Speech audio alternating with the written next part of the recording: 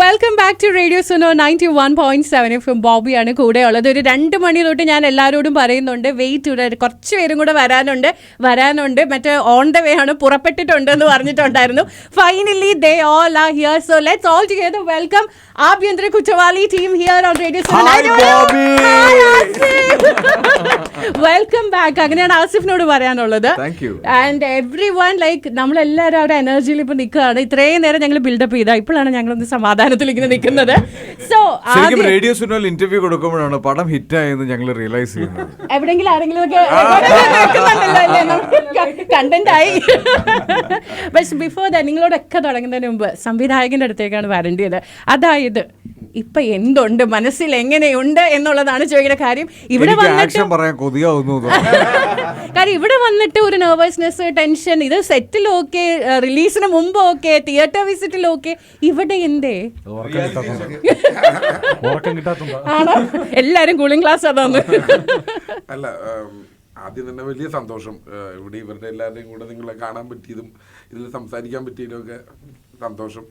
പിന്നെ ഇപ്പൊ ആനന്ദ് പറഞ്ഞ പോലെ തന്നെ 3 ദിവസമായി ഉറങ്ങിയിട്ട് പ്രൊമോഷനായിട്ട് ഞങ്ങൾ എല്ലാവരും ട്രിവാൻഡ്രം, അവിടെ നിന്ന് ദുബായ്, ഇന്ന് രാവിലെ ഇവിടെ ഖത്തറിൽ,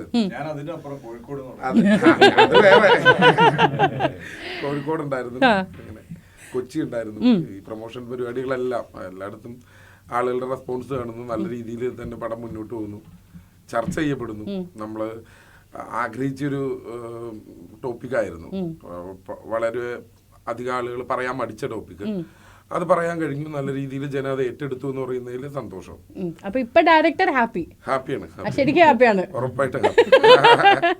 സോ ലൈക്ക് നമുക്ക് ആക്ച്വലി യൂണിവേഴ്സിൽ അളിയന്റെ അടുത്തേക്ക് പോകണോ, ലക്കി സ്റ്റാറിൽ നിന്ന് ചതിയനിലേക്ക് മാറിയ ആളുടെ അടുത്തേക്ക് പോകണോ, അതോ ഇങ്ങനെ ആലോചിച്ചുകൊണ്ടിരിക്കുകയായിരുന്നു. ആസിഫിന് ലാസ്റ്റ് വരുന്നു. അല്ല, എന്നെ പേര് വിളിച്ചല്ലോ, വിളിക്കാൻ പോണോ നോക്കുമായിരുന്നു. അപ്പൊ വിജയൻ ചേട്ടനിലേക്ക് പോവാം. വിജയൻ ചേട്ടൻ സത്യമായിട്ട് സിനിമ കണ്ടു കഴിഞ്ഞപ്പം ആ അഡ്വക്കേറ്റിന് ആക്ച്വലി ഭയങ്കര രസമായിട്ട് ചെയ്തിട്ടുണ്ട്. സാധാരണ അഡ്വക്കേറ്റ്സ് കാണുന്ന പല റിയാക്ഷൻസ് ഒക്കെ വളരെ സട്ടിലായി ചെയ്തു. എന്റെ ഫേവറേറ്റ് ഏതായിരുന്നു ഹരിശ്രീ ചേട്ടൻ വന്നിട്ട് പൈസ ഇല്ലെന്ന് പറയുമ്പോ ഒരു നോട്ട്, അത് ഇതുവരെ ആർക്കും ഷൈജി കൈലാസ് സാറിന് പോലും കൊടുക്കാത്ത റിയാക്ഷൻ സൂക്ഷിച്ചു വെച്ചതായിരുന്നു ഞാൻ.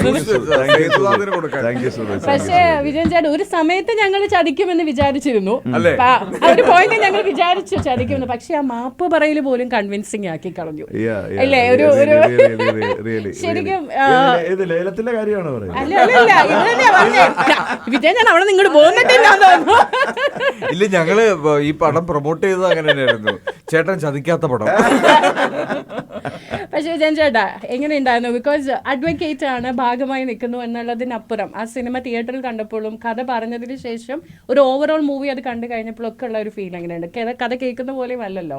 ഷുവർ, നല്ല എക്സ്പീരിയൻസ് ആയിരുന്നു. കാരണം ഞാൻ എപ്പോഴും പറയുന്നത് പോലെ അല്ല ഇതിൻ്റെ റിയാലിറ്റി എന്ന് പറഞ്ഞാൽ. മാത്രമല്ല ഇപ്പോഴത്തെ കിട്ടുന്ന തിയേറ്റർ റെസ്പോൺസ് എന്ന് പറയുന്നതും ഭയങ്കര രസമാണ്. തിയേറ്റർ റെസ്പോൺസ് എന്ന് പറയുന്നത് കാരണം അടുത്ത കാലത്ത് വരുന്ന കുറേ സിനിമകൾ ഡാർക്കാണ്. മാത്രമല്ല പലരും കാണാതെയാണ് ഇതിനെ ഹൈപ്പ് ചെയ്യുന്നതും പ്രൊമോട്ട് ചെയ്യുന്നതും. സോ എന്താണെന്നറിയില്ല, ആസിഫ് ഭായിക്ക് അങ്ങനെ ഒരു ലക്ക് വന്നിട്ടുണ്ട്. പണ്ട് ഞാൻ സ്പെസിഫിക്കലി പേര് മെൻഷൻ ചെയ്യുന്നില്ല, ചിലരുടെ പട്ടങ്ങളൊക്കെ തട്ടിയെടുത്തു പുള്ളി. നെക്സ്റ്റ് ഡോർ ബോയ്, നമ്മുടെ അടുത്ത വീട്ടിലെ പയ്യൻ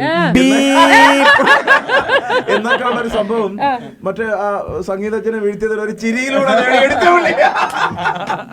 അതുകൊണ്ട് എല്ലാ കുടുംബ പ്രേക്ഷകർക്കും എന്താണ് ഒരു കംഫർട്ടബിൾ സോണിൽ ഇപ്പൊ നമുക്ക് പോയി കാണാം ആസിഫിന്റെ പടം എന്ന് പറഞ്ഞ ഒരു ഗ്രേഡിലോട്ട് അതിനെ മാറ്റിയെടുക്കാൻ ആസിഫിന് കഴിഞ്ഞു. ഒന്നാമത്തെ കാര്യം. രണ്ടാമത്തെ കാര്യം, ഞാൻ പണ്ട് ചെയ്യുന്ന സിനിമകളും ഇപ്പം ലാലേട്ടന്റെ കൂടെ ആയിരുന്നാലും മമ്മൂക്കയുടെ കൂടെ ആയിരുന്നാലും പഞ്ച് ഡയലോഗ് ഇപ്പോഴും ഞങ്ങൾ ആരും മറന്നിട്ടില്ല. ഇന്നും നരസിംഹ എഴുന്നേറ്റ് വരണമെങ്കിൽ വിജയൻ ചേട്ടൻ ഡയലോഗ് പറയണമല്ലോ. ഒരു 2 മിനിറ്റ് വൈകിയിരുന്നെങ്കിൽ പുള്ളി വെള്ളം കുടിച്ചവിടെ. അല്ല, ഞാൻ സത്യം പറഞ്ഞാല് ഞാനൊന്ന് തീർക്കട്ടെ. അതായത് ലാലേട്ടൻ്റെ കൂടെ ആയിരുന്നാലും മമ്മൂക്കയുടെ കൂടെ ആയിരുന്നാലും സുരേഷ് ഏട്ടൻ്റെ കൂടെ ആയിരുന്നാലും ഒക്കെ നല്ല കഥാപാത്രങ്ങൾ ഇവരുടെ കൂടെ പോകുമ്പോഴും ഇടയ്ക്ക് ചിലർ ചോദിച്ചു, ഇതെന്ത് ഇടയ്ക്ക് കാണുന്നില്ലല്ലോ, എവിടെ പോയിരുന്നു? പക്ഷെ ഇച്ചിരി വൈകിയെങ്കിലും ഒരു നല്ല കംഫർട്ടബിൾ സോണിലെത്തി ഇരുത്തിക്കൊണ്ട് വിചാരിക്കത്തില്ല. അതെ, സക്സസ് പാറ്റേണിലൂടെ പോകുന്ന നല്ല സ്ക്രിപ്റ്റ് സെലക്ട് ചെയ്യുന്ന ആസിഫിൻ്റെ കൂടെയൊക്കെ നമുക്ക് വർക്ക് ചെയ്യാൻ പറ്റി. അതിനേക്കാൾ ഉപരി ഇപ്പൊ പറഞ്ഞല്ലോ അശോകൻ ചേട്ടൻ്റെ അടുത്തുള്ളൊരു നോട്ടം കൊണ്ടുള്ള പറഞ്ഞു, എനിക്ക് അതിനേക്കാളും അപ്രിസിയേഷൻ കിട്ടിയ വേറൊരു സാധനം ഡിറക്ടോറിയൽ ആയിട്ടൊരു കമന്റ് എനിക്ക് എന്നെ ഫോൺ വിളിച്ച് പറഞ്ഞത്, ഞാനൊരു ലെജൻഡാണ് അത് അദ്ദേഹം. അത് ഒരു ഒരു ക്ലൂ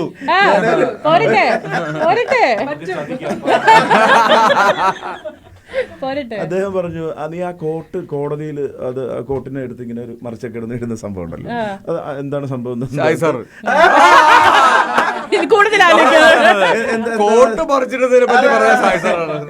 എന്താണ് സംഭവം? ഞാൻ പറഞ്ഞു സാറേ അത് ഡയറക്ടറിന്റെ കോൺട്രിബ്യൂഷൻ ആയിരുന്നു, സത്യം, പ്രോമിസ് അപ്പോൺ ഗോഡ്. ഞാനിങ്ങനെ പുള്ളി വന്ന് പറഞ്ഞു, ചേട്ടാ നമുക്ക് അങ്ങനെ ഒന്ന് ഇട്ട് നോക്കാം. സോ വളരെ സന്തോഷമുണ്ട്. കാരണം ഈ അടുത്ത കാലത്തിട്ട് നമുക്ക്, അതാണ് ഞാൻ നേരത്തെ പറഞ്ഞു, ഓടുന്ന പടങ്ങളുടെ ഒരു ഭാഗമാകുന്നു, അതും ഫാമിലി ഓറിയന്റഡ് ആയിട്ട്. പിന്നെ ഇതിന് സോറി ഞാൻ സമയം കൂടുതൽ എടുക്കുന്നില്ല. ഇതിന് വന്നൊരു സംഭവം എന്ന് വെച്ചാൽ, ആദ്യമേ ഈ മാർക്കറ്റിങ്ങിൽ പുരുഷപക്ഷം എന്ന് പറഞ്ഞൊരു റോങ് അഡ്വൈസ് ആയിരുന്നു അത്. അങ്ങനെ ഒരു പക്ഷത്തിന്റെ അല്ല ഇതിനെ നമുക്ക് മാർക്കറ്റ് ചെയ്യേണ്ടത്. സ്ത്രീകള് അവർ ഐഡന്റിഫൈ ചെയ്യണം. യെസ്, അല്ലാതെ നമ്മളായിട്ട് പറഞ്ഞതൊരു പുരുഷപക്ഷ സിനിമ, പുരുഷപക്ഷം ഒരിക്കലും അല്ല. അവർക്ക് കൂടെ അപ്പോളജി അല്ലെങ്കിൽ അവർക്ക് കൂടെ കൺവിൻസ് ആവുന്ന രീതിയിൽ, അയ്യോ ഇത് നമ്മുടെയും തെറ്റുണ്ടല്ലോ, നമ്മൾ കാരണം ചെയ്യുന്നതൊക്കെ മക്കൾ അനുഭവിക്കുകയല്ലേ എന്നൊക്കെ പറഞ്ഞിട്ട്, സത്യം റിയാലിറ്റി എന്ന് പറഞ്ഞാൽ ഈ സിനിമ നടക്കുന്ന ഒരു ദിവസം എനിക്കൊരു കൗൺസിലിംഗ് നടക്കുക, എന്റെ ഫാമിലി ട്രെയിനിങ് ഒക്കെ എടുക്കുന്നത്. അതാണ് ഹൈക്കോർട്ടിൽ ഞാൻ പോയിട്ട് സത്യം പറഞ്ഞാൽ അവിടെ ഒരു ദുരനുഭവം. എൻ്റെ രണ്ടാമത്തെ മോള് മീഗൽ ഇവിടെ ഉണ്ടായിരുന്നു, വൈഫും ഉണ്ടായിരുന്നു. അപ്പോൾ ഞാൻ വരാൻ ഇച്ചിരി താമസിച്ചു. അപ്പോൾ എനിക്ക് തോന്നുന്നു ആസിഫ് അത് അറിഞ്ഞെന്ന് തോന്നുന്നു. എവിടെ പോയി ചേട്ടനെന്ന് പറഞ്ഞിട്ട് ഞാൻ വരാൻ ഇച്ചിരി ലേറ്റായി. പുള്ളി അത് കൺവിൻസ്ഡ് ആക്കിയിട്ട് എടുത്ത് പറഞ്ഞു, എത്തിയല്ലേ. ഞാൻ എറണാകുളത്ത് പോയിട്ട് ഇത്രയും മഴയും ഒക്കെ നാച്ചുറൽ കലാമിറ്റിയൊക്കെ ഓപ്പോസിറ്റായിട്ട് നിന്നിട്ട് ഞാൻ ആ കറക്റ്റ് സമയത്ത് അവിടെ എത്തി. അപ്പോൾ ഞാൻ പറഞ്ഞു വരുന്നത് ഇത്രയേ ഉള്ളൂ, ഇതിന് നമ്മൾ പുരുഷപക്ഷമൊന്നുമല്ല മാർക്കറ്റ് ചെയ്യേണ്ടത്, എല്ലാവരും ഇതിൻ്റെ റിയാലിറ്റി അറിയുക. കാരണം ഒരു ഭർത്താവും ഒരു ഭാര്യയും അങ്ങോട്ടും ഇങ്ങോട്ടും സ്പ്ലിറ്റ് ചെയ്ത് പോകുമ്പോൾ അത് വഴി അനുഭവിക്കുന്ന ഒരുപാട് കുട്ടികളുണ്ട്, മക്കളുടെ പക്ഷമുണ്ട്. അങ്ങനെയാണ് അവരതിനെ, സ്ത്രീകളെ റെക്കഗ്നൈസ് ചെയ്യണം. ഇത് റോങ് ആണത്, ഈ ഭാഗത്ത് ഇതിലൂടെ അല്ല നമ്മൾ ട്രാവൽ ചെയ്യേണ്ടത്. എനിക്ക് ഈ സമയത്ത് സിദ്ധാർത്ഥേട്ടനെ നമ്മൾ മിസ് ചെയ്യുന്നുണ്ട്. ബിക്കോസ് അദ്ദേഹം ചെറുതാണെങ്കിലും വൺ ഓഫ് ദി ലൈക്ക് നമ്മളെ വല്ലാണ്ട് പിടിച്ച് ഇത് ചെയ്ത ക്യാരക്ടറാണ്. ഇവിടെ ഇല്ലെങ്കിലും നമ്മൾ അദ്ദേഹത്തെ മെൻഷൻ ചെയ്യുകയാണ്. ഒരു കാര്യം കൂടെ ഞാൻ പറഞ്ഞിട്ട് കൺക്ലൂഡ് ചെയ്യാം. അതായത് ഉയരുള്ളവളെ ഉഷ എന്ന് പറഞ്ഞ് ടി രാജേന്ദ്രൻ പണ്ടൊരു പടം ചെയ്തായിരുന്നു. അദ്ദേഹം തന്നെ narrator, director, photography, actor, singer, super duper ഹിറ്റായിരുന്നു. പുള്ളിയുടെ ഫസ്റ്റ് മൂവിയാണ്. നല്ല പാട്ടുകളും, എനിക്ക് തോന്നുന്നില്ല അത് കണ്ടു കാണുമെന്നുള്ളത്. റെക്കോർഡ് കളക്ഷൻ ആയിരുന്നു തമിഴ്നാട്ടിൽ. ബിക്കോസ് ഓഫ് അതെന്തുകൊണ്ട് ഹിറ്റായി എന്ന് വെച്ചാൽ അദ്ദേഹം ഓൺ സ്റ്റോറി ആയിരുന്നു. അദ്ദേഹം ഒരു പെണ്ണിനെ പ്രേമിച്ചതും ആ പെണ്ണ് കളഞ്ഞിട്ട് പോയതും പിന്നെ ഒരു ഞാൻ വിത്ത് സേതുചേട്ടൻ്റെ പെർമിഷനോടെ പറയട്ടെ, ഇത് ഉള്ളിൽ നിന്ന് വന്നൊരു സബ്ജക്റ്റാണ് പുള്ളിയുടെ. അത് ഞാൻ അതിനെക്കുറിച്ച് ഭയങ്കരമായിട്ട് വലിച്ചു നീട്ടുന്നില്ല. ഇത് പുള്ളിയുടെ, അത് ഡെഫിനറ്റ്ലി അത് റിഫ്ലക്ട് ചെയ്തു.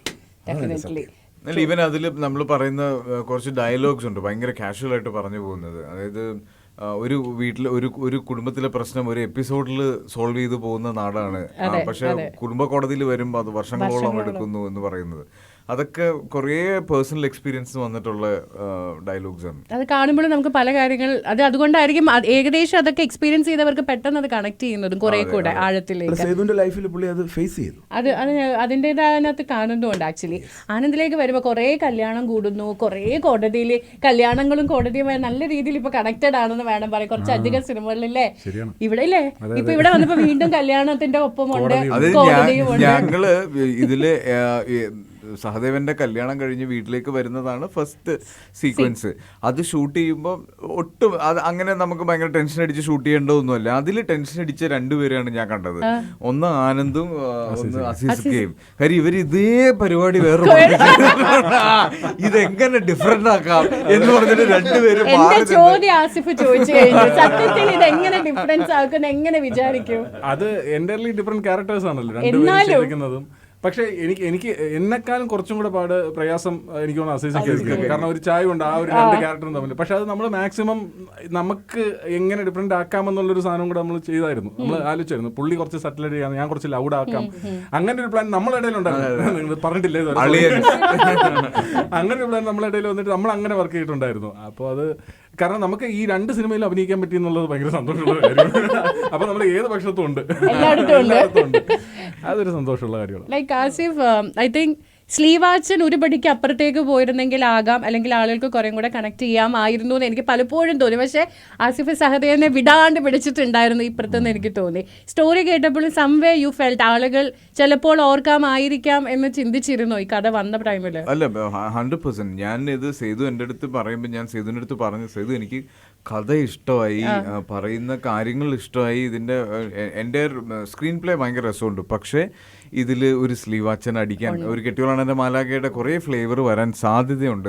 ഇപ്പം നമുക്കും ഒരു കോൺഫിഡൻസ് പ്രശ്നം വരുമല്ലോ, അതിൽ ഇങ്ങോട്ട് കുറച്ച് മാറിപ്പോകുമോ എന്നുള്ളൊരു പേടി എനിക്കുണ്ടായിരുന്നു.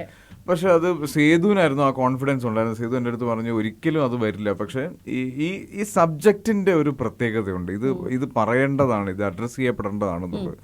അപ്പം അങ്ങനെ വന്നപ്പോൾ എനിക്ക് തോന്നി, അപ്പം ഞാൻ സേതുവിനോട് പറഞ്ഞു, സേതു ഇത് കെട്ടുകാണ്ട മാലാഖയായിട്ട് ഇതിനൊരു കമ്പാരിസൺ വരാതിരിക്കുക എന്നുള്ളത് നിന്റെ തലവേദനയാണ്. ഞാൻ ഭയങ്കരമായിട്ട് കമലഹാസനെ പോലെ ഒന്നും അത് വേറെ ഇത് വേറെ എന്നൊക്കെ പറയാൻ പറ്റൂല എനിക്ക്. ഞാൻ ചെയ്യുമ്പോൾ എന്നെ കൊണ്ട് മാറ്റി ചെയ്യിപ്പിക്കുക. ഞാൻ എൻ്റെ ഡയറക്ടേഴ്സിനെ വിശ്വസിച്ച് അവരെ ഡിപ്പെൻഡ് ചെയ്തിട്ട് പെർഫോം ചെയ്യുന്ന ഒരു ആക്ടറാണ് ഞാൻ. അപ്പം അതിൻ്റെ കംപ്ലീറ്റ് ക്രെഡിറ്റ്സ് പോകുന്നത് സേതുവിനാണ്. പക്ഷേ ലൈക്ക് ചേച്ചിയോട് ചോദിക്കാനുള്ള കാര്യം, ഇപ്പം പറയുന്ന പോലെ ലൈഫിലുള്ള എന്ത് സാധനവും നമ്മളൊരു സിനിമയാക്കുമ്പോൾ സത്യത്തിൽ അതിൽ ഒരുപാട് പാടുണ്ട്. കുറേ കാര്യങ്ങൾ മാറ്റണം, കുറച്ച് കാര്യങ്ങളെ നമുക്ക് പോർട്രേ ചെയ്യാൻ പറ്റത്തുള്ളൂ. അങ്ങനെ ഈ സ്ക്രിപ്റ്റിനെയും സ്റ്റോറിനെ എഡിറ്റ് ചെയ്ത് കുറേ പോകേണ്ടി വന്നിട്ടുണ്ടോ ഇപ്പം ഞങ്ങൾ കാണുന്ന ഒരു സ്റ്റോറിയിലേക്കാക്കാൻ? അല്ല, ഇത് ലൈഫിൽ ഞാനും ഈ പറഞ്ഞ പോലെ കോടതിയിൽ നിന്നിട്ടുണ്ട്, ഡിവോഴ്സാണ്. പക്ഷെ എൻ്റെ ഭാഗത്ത് നിന്ന് എൻ്റെ പേഴ്സണൽ എക്സ്പീരിയൻസ് അല്ല, നമ്മൾ ഒരു കുടുംബ കോടതി പോയി നിന്ന് കഴിയുമ്പോൾ മനസ്സിലാവും ഇതിലും 100-ലധികം കഥകളുണ്ട് അവിടെ. ഈ പറയുന്ന പീറ്ററിനെയും കണ്ടത് അവിടെ വെച്ച് തന്നെയാണ്. കുട്ടിയെ കാണാനായിട്ട് കേസ് കൊടുക്കേണ്ടി വരുന്ന ഒരു അച്ഛൻ്റെ ഗതികേട് ഒന്ന് ആലോചിച്ചു നോക്കുക. ആരാണ് ഈ പരമാധികാരം ഒരാളെ മാത്രം ഏൽപ്പിക്കുന്നത്? അതിനു വേണ്ടി കേസ് കൊടുക്കുവാണ് നമ്മൾ. അപ്പൊ ഇത് ട്രിം ചെയ്യാൻ കുറച്ച് പാടുപെട്ടായിരുന്നു. അത് വളരെ ക്രിസ്പായിട്ട് പറയണം. അതായത് ഇപ്പം സഹദേവന്റെ കഥയുടെ കൂടെ വരുന്ന ക്യാരക്ടേഴ്സാണ് എനിക്ക് പീറ്റർ മറ്റാരിക്ക്. ഈ 2 ക്യാരക്ടേഴ്സും നമ്മൾ എവിടെയൊക്കെയോ കണ്ടിട്ടുണ്ട്. പക്ഷെ അവരുടെ ദൈർഘ്യം കൂടരുത്, കമ്മ്യൂണിക്കേറ്റ് ചെയ്യണം അതിനുള്ളിൽ നിന്ന്. അതിന് ഞാൻ കൂടുതലും ഡയലോഗ്സിലാണ് ഡിപ്പെൻഡ് ചെയ്തത്. പിന്നെ എനിക്ക് വേണ്ടത് ഇത് പെട്ടെന്ന് പ്രേക്ഷകരിലേക്ക് എത്തിക്കാൻ പറ്റുന്ന 2 മുഖങ്ങളായിരുന്നു. അപ്പൊ അങ്ങനെയാണ് സിദ്ധാർത്ഥിലേക്ക് എത്തുന്നതും. സിദ്ധുവായിട്ട് കഥ പറഞ്ഞു. സിദ്ധുവിനോടും ഹരിശ്രേഷവൻ ചേട്ടനോടും കഥ പറയുമ്പോൾ ഞാൻ അവരോട് പറഞ്ഞിട്ടുണ്ടായിരുന്നു 2 സീൻ, അതിൽ കൂടുതലില്ല. പക്ഷെ എനിക്ക് തോന്നുന്നു നിങ്ങൾ ചർച്ച ചെയ്യപ്പെടുന്ന നിങ്ങൾക്ക് നല്ലൊരു കയ്യടി കിട്ടുന്ന ക്യാരക്ടേഴ്സായി മാറുമെന്ന്. 2 പേരും കഥ കേട്ടു, ഡയലോഗ്സ് ഞങ്ങൾ ഡിസ്കസ് ചെയ്തു. അതിനുശേഷം അവർ ഭയങ്കര ഹാപ്പി ആയിരുന്നു. ബിക്കോസ് ഞങ്ങളപ്പം പിന്നെ അവരെങ്ങനെ പ്രസന്റ് ചെയ്യണമെന്നുള്ളതായിരുന്നു ഞങ്ങളുടെ ആവശ്യം. ഇതിന് വേണമെങ്കിൽ തിരിച്ചൊരു സൈഡ് വരാൻ സാധ്യതയുണ്ടെന്ന് എപ്പോഴെങ്കിലും ചിന്തിച്ചു? അതായത് കൂടുതൽ സ്ത്രീകൾ എല്ലാവരും ഞങ്ങൾ ഇങ്ങനെയാണോ ഉദ്ദേശിച്ചത്, ഇങ്ങനെയല്ല എന്നൊരു വശം ആരെങ്കിലും എവിടെങ്കിലും പോയിന്റ് ഔട്ട് ചെയ്യാമെന്ന് ആദ്യം എല്ലാം ചിന്തിച്ചിട്ടുണ്ടായിരുന്നു. കാര്യം വിജയൻ ചേട്ടൻ പറഞ്ഞ തുടക്കം തന്നെ ഇതൊരു പുരുഷന്മാരുടെ സൈഡിൽ നിന്ന് ആ പെർസ്പെക്റ്റീവ് നിന്ന് കുറേ കേട്ട് കഴിഞ്ഞ് പിന്നെ എപ്പോഴെങ്കിലും സിനിമ വരുമ്പം അങ്ങനെ ചിന്തിച്ചിരുന്നു അതിനൊരു സാധ്യത ഉണ്ട് എന്ന് വല്ലതും? ഇല്ല, ഇത് ഒരിക്കലും നമ്മൾ ഇതിന്റെ പ്രൊമോഷന്റെ സമയത്ത് നമ്മൾ അങ്ങനെ പുരുഷപക്ഷം എന്നൊക്കെ പറഞ്ഞിട്ടുണ്ടെങ്കിൽ പോലും ഇത് സിനിമ കാണുമ്പോൾ ഒരിക്കലും ഫീൽ ചെയ്യില്ല. ഇപ്പൊ ഞാൻ പറഞ്ഞില്ല, എൻ്റെ ഇതിലെ ഫേവറേറ്റ് ഡയലോഗ് പുരാണത്തിൽ സീതാദേവിയുടെ മഹത്വം പറയുമ്പോഴും കഥയിൽ ശൂർപ്പണമാരുണ്ടായിരുന്നു എന്ന് പറയുന്നതാണ്. അപ്പൊ അത് നമുക്ക് എല്ലാവർക്കും അറിയാവുന്നതാണ്. ഇപ്പൊ കംപ്ലീറ്റ് ആയിട്ട് എല്ലാ ആണുങ്ങളും നല്ലതാണെന്നും എല്ലാ സ്ത്രീകളും നല്ലതാണെന്നും നമ്മൾ പറയുന്നില്ല. ചില എക്സ്പീരിയൻസസ് ആണ് പറയുന്നത്. ഇപ്പം അതിൽ സേതുവിൻ്റെ ഒബ്സർവേഷൻസ് ആണ് ആ ക്യാരക്ടറിലൂടെ നമ്മൾ കുറേ കാര്യങ്ങൾ കൊണ്ടുവന്നിരിക്കുന്നത്. അപ്പം അത് കണ്ടു കഴിഞ്ഞാൽ അത് ജസ്റ്റിഫൈഡ് ആണ്. അതൊരിക്കലും ഒരു പക്ഷം ചേർന്നിട്ട് നമ്മൾ സംസാരിക്കാനോ അല്ലെങ്കിൽ അവരെ പ്രൊട്ടക്ട് ചെയ്യാൻ വേണ്ടിയിട്ടുള്ളതോ ഒന്നും ചെയ്തിട്ടില്ല. പുരുഷന്മാരിൽ നിന്നുള്ള റെസ്പോൺസ് എങ്ങനെ ഉണ്ടായിരുന്നു പൊതുവെ? ആക്ച്വലി മേ ബി ഇത് വെന്റ് ത്രൂ ചെയ്ത് ആരെങ്കിലും ഒക്കെ നിങ്ങളെ കമ്മ്യൂണിക്കേറ്റ് ചെയ്തിട്ടുണ്ടായിരിക്കാം, സംസാരിച്ചിട്ടുണ്ട്? ബോബി ചോദിച്ചില്ലേ ഒരു കുറേ തിയേറ്റേഴ്സ് പോയെന്ന് പറഞ്ഞില്ലേ? അതിന്റെ കാരണം ഇതാണ്. ഞാൻ തിയേറ്റേഴ്സിൽ നമ്മൾ തിയേറ്റർ വിസിറ്റിന്റെ ടൈമിൽ ഏറ്റവും കൂടുതൽ ഫീഡ്ബാക്ക് കിട്ടിയ കാര്യം എന്ന് പറഞ്ഞാൽ അവർ പറഞ്ഞ ഡയലോഗ് ഇത് എൻ്റെ കഥയാണെന്നാണ്. ഒത്തിരി പേര് പറഞ്ഞു ഇത് ആസിക ഇത് എൻ്റെ കഥയാണ്, എനിക്ക് അറിയാവുന്ന ഒരാളുടെ കഥയാണ്. അപ്പം അതായിരുന്നു നമുക്ക് ഉള്ളൊരു ധൈര്യം, ഇങ്ങനെ കൂടുതൽ തിയേറ്റർ വിസിറ്റ് ചെയ്യാനും ഈ സിനിമയുടെ പ്രൊമോഷൻസിന് വേണ്ടിയിട്ട് ഇറങ്ങണം എന്ന് തോന്നിയൊരു ധൈര്യം അതായിരുന്നു. ഒരുപാട് പേർക്ക് റിലേറ്റബിൾ ആയിരുന്നു ഇതിൻ്റെ കഥ.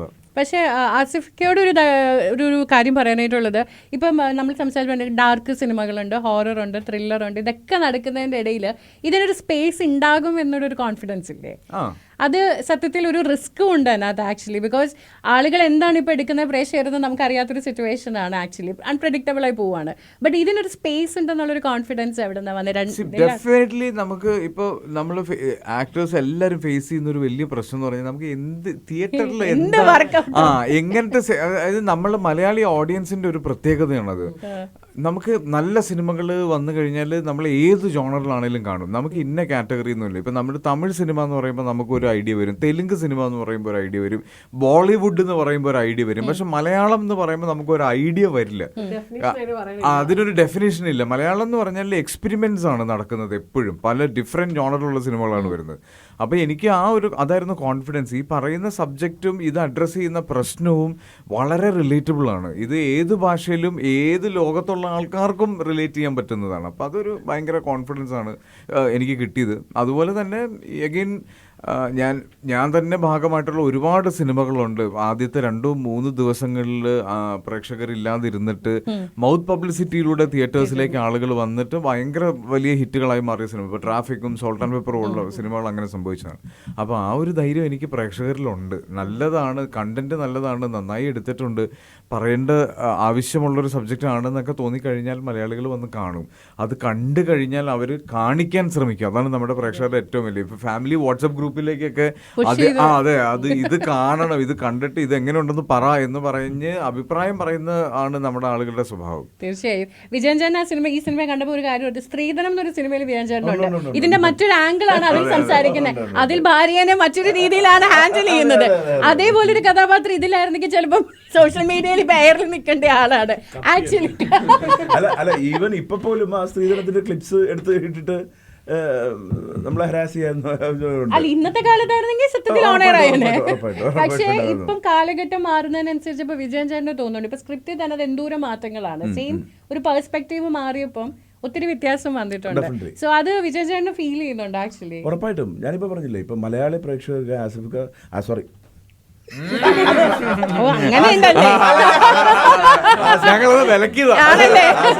നേരത്തെ പറഞ്ഞതുപോലെ ഇപ്പൊ തലസ്ഥാനം ഇറങ്ങുമ്പോ എന്നെ പറ്റി ആലോചിച്ചില്ല. എന്നിട്ട് ആസിഫ് നേരത്തെ പറഞ്ഞതുപോലെ ചില പെർസ്പെക്റ്റീവിലൂടെ മലയാളികൾ കാണാൻ ആഗ്രഹിക്കുന്നുണ്ട്. ഇപ്പൊ ദൃശ്യം അതിൻ്റെ ഒരു തേർഡ് പാർട്ട് വന്നു കഴിഞ്ഞാലും എനിക്ക് തോന്നുന്നു മേ ബി അത് it will be A hit. അതുപോലെ കെട്ടിയോളന്റെ മാലാക വെയിറ്റിംഗ് ആണ്. ആസിഫ് അതിലോട്ട് വരണം. ആസിഫിന്റെ അടുത്ത സംഭവം ആ ജോണറിൽ വന്നാലും ഒരു അൺപ്രഡിക്റ്റബിൾ ആയിട്ടുള്ള ഒരു മൂവ്മെന്റ്, ഒരു ഹിറ്റ് ബ്രേക്കിംഗ് ആയിരിക്കും. അതുപോലെ ജനങ്ങൾക്ക്, മലയാളികൾക്ക് അങ്ങനേതായ ചില കാര്യങ്ങൾക്ക് ചില നിർബന്ധം ഉണ്ട്. ഇപ്പൊ ലാലേട്ടനെ എഴുതി കൊടുത്തിരിക്കുന്നത് പോലെ മേ ബി ഇപ്പൊ തുടരും, അതിലൊരു സീക്വൻസ് ഒക്കെ നമുക്ക് അറിയാം. ഞാൻ അതിലോട്ട് പോകുന്നില്ല. അതുപോലെ തന്നെ ചിലരെ ഇങ്ങനെ പ്ലേസ് ചെയ്ത് കഴിഞ്ഞാൽ അതൊരു വലിയൊരു കമ്മിറ്റ്മെന്റാ. ആസിഫ് നേരത്തെ എടുത്തത് വലിയൊരു ചലഞ്ച് തന്നെയാണ്. നമുക്കതിൻ്റെ മറ്റു ചിലർക്ക് ഡയറക്ടറിൻ്റെ സൈഡോ ആരുടെയെങ്കിലും ഒക്കെ തലയിൽ കൊണ്ട് വെക്കാമെങ്കിലും ആ സ്ക്രിപ്റ്റ് സെലക്ഷൻ എന്ന് പറയുന്നത് വലിയൊരു റിസ്കി ടാസ്ക് തന്നെയാണ്. അതിന് സമ്മതിക്കണം. ആക്ച്വലി ആനന്ദിന്റെ ക്യാരക്ടർ എനിക്ക് തോന്നി സഹദേവന്റെ ലൈഫിൽ ഏറ്റവും കൂടുതൽ ഇൻഫ്ലുവൻസ് ചെയ്യുന്ന 2 കൂട്ടുകാരാണെന്ന് എനിക്ക് തോന്നിയിട്ടുണ്ട്. അദ്ദേഹത്തിന്റെ ലൈഫിൽ എന്ത് ഡിസിഷൻ എടുക്കുമ്പോഴും ഈ 2 പേരുടെ അടുത്താണ് ആദ്യം പോയി ചോദിക്കുന്നത്. ഇതുപോലെ തന്നെ ലൈഫിൽ ആക്ച്വലി അങ്ങനെ ഭാഗമായിട്ടുണ്ട് ആരുടെയെങ്കിലും എന്തുണ്ടെങ്കിലും ആനന്ദിന്റെ അടുത്ത് ചോദിച്ചു മാത്രം തെരഞ്ഞെടുക്കുന്ന കൂട്ടുകാരും. എന്റെ അടുത്തൊക്കെ ചോദിച്ചാൽ എന്റെ തീരുമാനം അല്ല. നമ്മുടെ ഈ ഫ്രണ്ട്ഷിപ്പ് എന്നൊക്കെ പറയുന്നത് ഈ പറയുന്ന പോലെ സീരിയസ് ആയിട്ടുള്ള കാര്യങ്ങൾ വന്ന് പറയുമ്പോഴും നമ്മൾ മറ്റേ അങ്ങനത്തെ ആ മൂഡാണ് ഇതിന്റെ അകത്ത്. എനിക്ക് കുറെ കാലത്തിന് ശേഷം നമ്മൾ ഈ മലയാള സിനിമയിൽ നമ്മൾ അങ്ങനത്തെ കൂട്ടുകാരെ കാണുന്നത് ഭയങ്കര റെയർ ആയിട്ടാണ്. ആംബുലൻസിൽ അമ്പലത്തിന്റെ മുന്നിൽ വന്നപ്പോഴേ ഞാൻ വീട്ടിൽ കൊണ്ടുവിടാന്ന് പറഞ്ഞിട്ടാണ് കൊണ്ടുവിടുന്നത്. അപ്പൊ അങ്ങനെയുള്ള ഫ്രണ്ട്സ് ആണ് നമുക്ക് റിയാലിറ്റിയിൽ ഉള്ളത്. അപ്പൊ അതുകൊണ്ട് നമുക്ക് ഭയങ്കര റിലേറ്റബിൾ ആയിരുന്നു ഈ 2 കൂട്ടുകാരുടെ ക്യാരക്ടേഴ്സ്. അപ്പോൾ എന്തുണ്ടെങ്കിലും കൂടെ നിൽക്കും. പക്ഷെ നമ്മൾ ഏറ്റവും അവസാന നിമിഷം വരെ കുത്തും. നമ്മൾ ചുമ്മാ കുത്താനൊക്കെ അവന്റെ കഷ്ടപ്പാട് അല്ല പുള്ളി പറയില്ലേ, പുള്ളി പറയുമ്പോൾ ഈ വിഷമൊക്കെ പറഞ്ഞിരിക്കുമ്പോൾ ഞാൻ തിരിഞ്ഞടക്കുമ്പോൾ എവിടെ പോകണമെന്ന് പറയുമ്പോൾ ഞാൻ എനിക്ക് സഹിക്കാൻ വയ്യ, ഒരു അര എടുത്തിട്ട് വരാന്ന് പറഞ്ഞാൽ പോകുന്നത്. അപ്പോൾ ഇത് കഴിഞ്ഞിട്ട് നമ്മൾ തിയേറ്റർ വിസിറ്റ് പോകുമ്പോഴൊക്കെ എൻ്റെ അടുത്ത് ആൾക്കാർ വന്ന് അരയുണ്ടോ അടുത്ത പേരായി. എനിക്ക് മനസ്സിലായില്ല എന്താണ് ചോദിക്കുന്നത്, പിന്നെയാണ് മനസ്സിലായി ഈ സാധനമാണ് ചോദിക്കുന്നത്. അപ്പോൾ അത്രത്തോളം റിലേറ്റബിൾ ആയിട്ടുള്ള, അപ്പോൾ അവരും പറയുന്നുണ്ട് നമ്മളും ഇങ്ങനെ വിഷമം വന്നാൽ നമ്മളും ഇങ്ങനെയൊക്കെ തന്നെയാണ് സംസാരിക്കുന്നത് എന്നുള്ളത്. അപ്പം അതുകൊണ്ട് അല്ല, നമ്മള് ശരിക്കും ഇതിന്റെ സ്ക്രീൻ പ്ലേ ആദ്യം ഡിസ്കസ് ചെയ്യുന്ന സമയത്ത് ഈ രണ്ട് ഫ്രണ്ട്സിന്റെ ക്യാരക്ടേഴ്സിനെ പറ്റിയിട്ട് നമുക്ക് കുറച്ച് സംശയം ഉണ്ടായിരുന്നു. അതായത് ഇപ്പം സിനിമ ഒരു എവല്യൂഷൻ നടന്നുകൊണ്ടിരിക്കുകയാണല്ലോ, പ്രത്യേകിച്ച് നമ്മൾ കോവിഡ് കഴിഞ്ഞപ്പോൾ സിനിമയുടെ സ്വഭാവം മാറി, കഥാപാത്രങ്ങൾ ഇപ്പൊ ഇല്ല എന്നൊക്കെ പറയുന്നുണ്ട്. പക്ഷെ ഈ ഇതില് നമുക്ക് ഒഴിവാക്കാൻ പറ്റില്ല ആ സുഹൃത്തുക്കളെ, അല്ലെ? നമ്മുടെ റിയൽ ലൈഫിലുണ്ട് അങ്ങനത്തെ സുഹൃത്തുക്കൾ, നമുക്ക് ഉപദേശം തരുന്നവര്, നമ്മളെ ഏത് സാഹചര്യത്തിൽ എത്ര വലിയ ഡാർക്കിൽ നിന്നാലും ഒരു ഊള കോമഡി അടിക്കുന്ന സാധാരണ പോലീസ് സ്റ്റേഷനിൽ ഇറങ്ങി വന്ന് കരയുമ്പോ ചോദിക്കണ്ടേ നീ മഴയത്ത് നിന്ന് ആരാ, ചാർലി ചാപ്ലിൻ. അങ്ങനത്തെ ഫ്രണ്ട്സ് നമ്മുടെ ലൈഫിലുണ്ട്. അത് സിനിമയെന്ന് ചിലപ്പോൾ പോയിട്ടുണ്ടാവും, പക്ഷെ നമുക്കത് ഒരിക്കലും ലൈഫിൽ നിന്ന് ഒഴിവാക്കാൻ പറ്റില്ല. നമ്മുടെ ലൈഫിനെ ലൈറ്റർ ആക്കുന്നത് അവര് തന്നെയാണെന്നല്ല. ഇതുപോലെ തന്നെയാണ് ആന്റന്റെ പെണ്ണ് കാണൽ സീനും. എനിക്ക് തോന്നുന്നു, കാരണം ഈ സിനിമ കണ്ടപ്പോ ആക്ച്വലി ഞാൻ ആലോചിച്ചിരുന്നത് മറ്റൊരു വർഷം എപ്പോഴെങ്കിലും ഒന്ന് കാണിക്കണമല്ലോ, എന്തെങ്കിലും വരണമല്ലോ എന്ന് ചോദിച്ചപ്പോഴാണ് പെണ്ണ് കാണൽ ആക്ച്വലി വന്നത്. ആക്ച്വലി അത് ഗംഭീരമായിട്ട് ഈ സിനിമയിലെ ഏറ്റവും വൺ ഓഫ് ദ ബെസ്റ്റ് സീനാണ് അത്, പെണ്ണ് കാണാൻ പോകുന്ന സീൻ എന്ന് പറയുന്നത്. കണ്ടന്റിന് കിട്ടുന്ന ഒരു സാധനമാണ്, നമ്മുടെ അടുത്ത് കിട്ടുന്ന എല്ലാം കൈഡിയുണ്ട്. ബെസ്റ്റിനൊക്കെ കണ്ടപ്പോ ശരിക്കും, കാരണം ഇപ്പത്തെ കാലത്തെ ചില കാര്യങ്ങളാണല്ലോ അതൊക്കെ. ഡെഫിനിഷൻ തന്നെ ഇപ്പൊ ഇച്ചിരി പ്രശ്നമാണ്, മൊത്തത്തിൽ പ്രശ്നമാണ്. ബട്ട് ആസിഫ് ക പെണ്ണ് കാണാൻ പോയ സമയമൊക്കെ സത്യത്തിൽ ഇപ്പൊ ഇങ്ങനെയൊക്കെ ഓരോ കഥകളൊക്കെ മാറും. ഞങ്ങൾക്ക് വിളിക്കാം, ഞങ്ങൾക്ക് വിളിക്കാം, ഞങ്ങൾ ഓക്കെയാണ്. അല്ല, പെണ്ണ് കാണൽ ആക്ച്വലി ഇപ്പത്തെ ഈ കഥകളും ഇങ്ങനെ സിനിമ തന്നെ ഇതിനെ കോട്ട് ചെയ്യുന്ന ഒരു സിറ്റുവേഷൻ. എന്റെ ഫാദറിലും ഇവിടെ ഖത്തറിലായിരുന്നു, 37 വർഷം അദ്ദേഹം ഖത്തറിലാണ്. ഇപ്പൊ കോവിഡ് കഴിഞ്ഞ സമയത്താണ് തിരിച്ച് നാട്ടിലേക്ക് വന്നത്. അതും ഞാൻ വാശി പിടിച്ചിട്ടാണ്. അതായത് ഒറ്റ മോളാണ്, അതിന്റെ കല്യാണം കഴിഞ്ഞു, പേരക്കുട്ടികളായി, ഇനി നിങ്ങൾ ഈ ഖത്തറിൽ കിടന്ന് കഷ്ടപ്പെടണം എന്തിനാന്ന് ചോദിച്ചിട്ടാണ് എൻ്റെ ഒറ്റ ഡയലോഗിലാണ് തിരിച്ചു വന്നത്. അപ്പോൾ ഇദ്ദേഹം ഖത്തറിലുള്ള സമയത്താണ് ഞങ്ങളുടെ കല്യാണത്തിന്റെ ആദ്യത്തെ സംസാരങ്ങൾ നടക്കുന്നത്. അപ്പം മൂപ്പരങ്ങനെ സിനിമയൊന്നും കാണുന്ന ഒരാളായിരുന്നില്ല. അപ്പോൾ വലിയ ഐഡിയ ഒന്നുമില്ല എന്നെ പറ്റിയിട്ട്. ആസിഫ് അലി എന്ന് പറഞ്ഞൊരു സിനിമാ നടന്റെ പ്രപ്പോസൽ വന്നിട്ടുണ്ടെന്ന് പറഞ്ഞിട്ട്, ചേട്ടൻ അറിയോ ചേട്ടാ, എന്നെ ചോദിച്ചപ്പോൾ അദ്ദേഹത്തിന്റെ ഒരു സ്റ്റാഫ് അയച്ചു കൊടുത്തത് ഓർഡിനറിയിലെ ഫോട്ടോയാണ്. ഓർഡിനറിയിൽ ഞാനൊരു വാക്കത്തിയായിട്ട് നിൽക്കുന്ന ഫോട്ടോയാണ്. ഏതാ ഈ ആസിഫ് അലി എന്ന് ചോദിച്ചപ്പോ അയച്ചു കൊടുത്തത്. മോളെ ഇത് വേണോ? ഇവൻ കുളിയും പല്ലു തേപ്പൊന്നും ഇല്ല. പക്ഷേ സമയമായി സംസാരിക്കുമ്പോൾ, കാര്യം ഒരു ആക്ടറാണ്. എനിക്ക് തോന്നുന്നു എവിടെയോ ആസി പറഞ്ഞൊരു ഓർമ്മയുണ്ട്, ഹണിബിയാണ് കല്യാണം കഴിഞ്ഞാൽ ആദ്യം കൊണ്ടേ കാണിച്ചത്. അതായത് ഒരു ആക്ടർ എന്തെന്ന് റിയലൈസിങ് മൊമെന്റ് ആണ് അതൊക്കെ ആക്ച്വലി. പക്ഷെ നിങ്ങളുടെ കോൺവെർസേഷനിൽ ആദ്യമേ ചില കാര്യങ്ങൾ അങ്ങോട്ടും ഇങ്ങോട്ടും രണ്ടുപേരും ഗിവ് ആൻഡ് ടേക്ക് പറഞ്ഞു വെച്ചിട്ടുണ്ടായിരുന്നോ? ഇല്ല, നമ്മൾ സിനിമയെ പറ്റി, അതായത് പ്രൊഫഷനെ പറ്റിയിട്ട് അങ്ങനെ ഡിസ്കസ് ചെയ്യൽ വളരെ കുറവാണ്. ഞാനിപ്പം സിനിമ കണ്ടിട്ട് അഭിപ്രായം പറയാറുണ്ട്. ചില സമയത്ത് എന്നോട് പ്രൊമോഷന് പോകണ്ട എന്ന് വരെ പറയാറുണ്ട്, ഇതിനു വേണ്ടി പണിയെടുക്കണ്ട എന്ന് പറയാറുണ്ട്. ഭയങ്കര ജെനുവിനായിട്ട് സിനിമയെ പറ്റി സംസാരിക്കുന്ന ഒരാളാണ്. ഇപ്പം ഞാൻ പല സമയത്തും ആദ്യം നമ്മൾ ട്രൈ ചെയ്യുന്ന ചില ഗെറ്റപ്സ് കാണുന്നത് സമയമാണ്. അപ്പം അതിന് ജെനുവിനായിട്ടുള്ളൊരു അഭിപ്രായം പറയുന്നത് വീട്ടിൽ നിന്നാണ്. അതല്ലാതെ അങ്ങനെ ഭയങ്കരമായിട്ട് എൻ്റെ പ്രൊഫഷണൽ ലൈഫിലേക്ക് എക്സ്പീരിയൻസ് ചെയ്യാറില്ല. പിന്നെ ഒരു കല്യാണത്തിന് മുമ്പ് എന്തെങ്കിലും പറഞ്ഞിട്ടുണ്ടോ എന്നുള്ള, ഞാൻ എന്തെങ്കിലും പ്രൊഫഷന്റെ കാര്യത്തിലോ? കല്യാണത്തിന് മുന്നേ വേറെ എന്തൊക്കെയുണ്ട് സംസാരിക്കാൻ?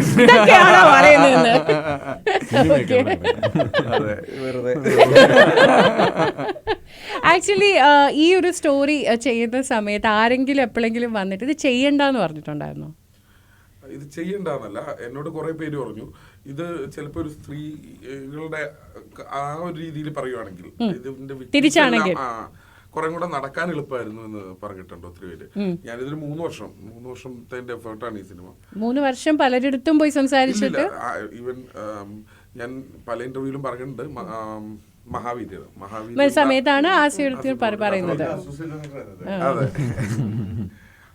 അവിടെ നിന്നാണ് എത്തുന്നത് പരിപാടി. പക്ഷെ തിരിച്ചായിരുന്നെങ്കിൽ പടം കുറച്ചുകൂടെ ബിക്കോസ് പ്രൊഡ്യൂസേഴ്സും എന്നും ബാക്കിയുള്ള കുറെ കാര്യങ്ങളുണ്ടല്ലോ, അപ്പൊ അതൊക്കെ കുറെ കൂടെ സ്പീഡായേനെ എന്ന് പറഞ്ഞിട്ടുണ്ട്. എന്നിട്ടും വേണ്ടാന്ന് വെച്ച് ഇതിനു വേണ്ടി തന്നെ ഉറച്ചു. അതായത് നമ്മൾ ഒത്തിരി കഥകൾ കണ്ടിട്ടുണ്ട്, സ്ത്രീ പക്ഷം അല്ലെങ്കിൽ സ്ത്രീയെ സപ്പോർട്ട് ചെയ്യുന്നു എന്ന് പറയുന്നത്. എനിക്ക് ഇത് പറയണം, ഇതായിരിക്കണം എന്റെ ഫസ്റ്റ് സിനിമ എന്ന് എനിക്ക് നിർബന്ധമുണ്ട്. എന്തെങ്കിലും ഒരു മാറ്റം റിയൽ മാരേജ് ലൈഫ് പലരും പറയുന്നത് കേട്ടു, ഇപ്പൊ ഒരു പ്രീ കോൺട്രാക്ട് ഒക്കെ വരുന്നത് ഇനിയിപ്പോ നല്ലതായിരിക്കും കല്യാണങ്ങൾക്ക് എന്നൊക്കെ പറയുന്ന ഡിസ്കഷനുകളൊക്കെ കേൾക്കുന്നുണ്ട്. അപ്പം as A director, I mean ഇത് എഴുതി ഇതെല്ലാം കാണുമ്പോൾ എന്തെങ്കിലും അങ്ങനെ ഒരു മാറ്റം ഇനി വരണമെന്ന് ചിന്തിക്കുന്നുണ്ട് ഇൻ ഫ്യൂച്ചർ? അല്ല എപ്പോഴും നമ്മൾ ഞാൻ ആ സിനിമയുടെ അവസാനം എഴുതി കാണിക്കുന്നുണ്ട്, വേർപിരിയൽ എന്ന് പറയുന്നത് ഒരു വിഷമം തന്നെയാണ്. പക്ഷെ എപ്പോഴും വഴക്കും ബഹളവും ഒക്കെ ആയിട്ടാണ് നമ്മൾ മുന്നോട്ട് പോകണമെങ്കിൽ എന്തിനങ്ങനെ മുന്നോട്ട് പോകണം, നല്ല സുഹൃത്തുക്കളായിട്ട് പിരിയാം എന്ന് പറയുന്ന രീതിയിലേക്ക് എന്ന് നമ്മൾ ചിന്തിച്ചു തുടങ്ങും. ഈ കുടുംബ കോടതിയിൽ നിന്ന് അനാവശ്യമായ അലിഗേഷൻസ് ഇല്ലാതെ സത്യസന്ധമായ കാര്യം പറഞ്ഞ് പിരിയാം എന്ന് പറയുന്ന രീതിയിൽ പോകുന്നതായിരിക്കില്ല നല്ലത്. ആസിക്ക് എന്താ തോന്നുന്നത്? ലൈക്ക് ബിഫോർ ഒരു മാരേജിന് മുമ്പ് ഈ പറഞ്ഞൊരു പ്രീ കോൺട്രാക്ട് അല്ലെങ്കിൽ അങ്ങനത്തെ എന്തെങ്കിലും കല്യാണത്തിന് പലരും പേടിക്കാൻ തുടങ്ങിയൊരു സമയമാണ്, കല്യാണം വേണ്ട എന്ന് പറയുന്ന സമയവുമാണ് ആളുകൾ ആക്ച്വലി. അപ്പം അതുകൊണ്ട് എന്തെങ്കിലും ഒരു ചേഞ്ച് വരണം എന്ന് തോന്നിയിട്ടുണ്ടോ? ബോബി, ഇതിന് ഒരു ഭയങ്കര കറക്റ്റ് ആയിട്ടുള്ള ഒരു ഐഡിയ ഇക്വേഷനൊന്നും ഇല്ല. ഇത് നമ്മൾ സോർട്ട് ചെയ്യുക എന്നുള്ളതാണ്. ഇപ്പം ഇതിൽ ഇപ്പം ഞാൻ പറയുകയാണെങ്കിൽ ഇപ്പം എന്നെ സംബന്ധിച്ചിടത്തോളം ഞങ്ങൾ കണ്ടു, പരിചയപ്പെട്ടു, കല്യാണം കഴിഞ്ഞ് അതിനുശേഷമാണ് പ്രേമിച്ചത്. ചില ആളുകൾ നേരെ പ്രേമിച്ച് കഴിഞ്ഞിട്ട് കുറേ കല്യാണം കഴിക്കുന്നവരുണ്ട്. അപ്പോൾ ഇതിന് ഒരു പ്രത്യേക ഇക്വേഷൻ ഇതിനില്ലെന്നാണ് എനിക്ക് തോന്നുന്നത്. നമ്മളിത് സോർട്ട് ചെയ്യുന്ന പോലെയാണ്, ഓരോരുത്തർക്കും ഇത് പല രീതിയിലാണ് വർക്ക് ആവുന്നത്. അപ്പോൾ ഭയങ്കര പേഴ്സണലാണത്. കാര്യം ഇതിൻ്റെ ഒരു ഇപ്പം എന്നെ സംബന്ധിച്ചിടത്തോളം നമ്മൾ കല്യാണം കഴിഞ്ഞു, അതിൻ്റെ ഒരു ഫാൻറ്റസി ഓൾമോസ്റ്റ് കഴിയുന്നതിന് മുന്നേ ഞങ്ങൾക്ക് ആദ്യത്തെ കുട്ടിയായി. അതിൻ്റെ എക്സൈറ്റ്മെൻറ്റ് അത് ലൈഫിലെ പുതിയൊരു സംഭവമായിരുന്നു. അപ്പോൾ അത് കഴിഞ്ഞ് ആ കുട്ടിയെ വളർത്തി വലുതാക്കി എന്താണെന്ന് മനസ്സിലാക്കി തുടങ്ങുന്നത് രണ്ടാമത്തെ കുട്ടിയായി എന്നൊക്കെ പറയുന്നതിൻ്റെ ഒരു സംഭവം ഉണ്ടായിരുന്നു. അപ്പോൾ അത് എനിക്ക് തോന്നുന്നു ഓരോരുത്തർക്കും ഇപ്പം ഈ ഇരിക്കുന്ന 4 പേരോട് ചോദിച്ചാൽ 4 അഭിപ്രായമായിരിക്കും. രണ്ടുപേരുടെ അഭിപ്രായം കേൾക്കാനുണ്ട്. ഒരാൾ വേറെന്തോ ആലോചിച്ചിരിക്കുന്ന പോലെ ഞാൻ എന്ത് പറയുന്നതാണോ ചിന്തിച്ചത്. ഞാൻ ആ കല്യാണം ഇതുവരെ അതെ, നമ്മൾ പ്രത്യേകിച്ച് നമ്മൾ ബോയ്സ് ഫേസ് ചെയ്യുന്ന ഒരു ഏറ്റവും വലിയ പ്രശ്നം എന്ന് പറഞ്ഞാൽ നമ്മൾ കല്യാണം കഴിക്കാം അല്ലെങ്കിൽ കല്യാണം കഴിക്കാൻ സാധ്യതയുണ്ടെന്ന് തോന്നുമ്പോൾ തന്നെ സുഹൃത്തുക്കൾ വന്നിട്ട് പറയും നീ തീർന്നു.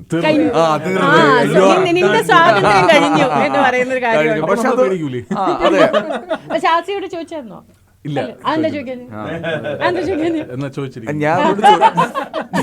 എനിക്ക് ഈ ഓർഡിനറിയിലെ ഭയങ്കര ഇഷ്ടമുള്ളൊരു ഡയലോഗാണ്, എന്താ കല്യാണം കഴിക്കാത്തതെന്ന് ചോദിക്കുക. ജീവിതത്തിൽ സന്തോഷം മാത്രം മതിയോ? പക്ഷേ കല്യാണം കഴിച്ചിട്ടില്ല എന്ന് ഞാൻ വിശ്വസിക്കുന്നു. അതുകൊണ്ട് തന്നെ കല്യാണം കഴിച്ചിട്ടില്ല എന്ന് മാത്രമേ ഉള്ളൂ.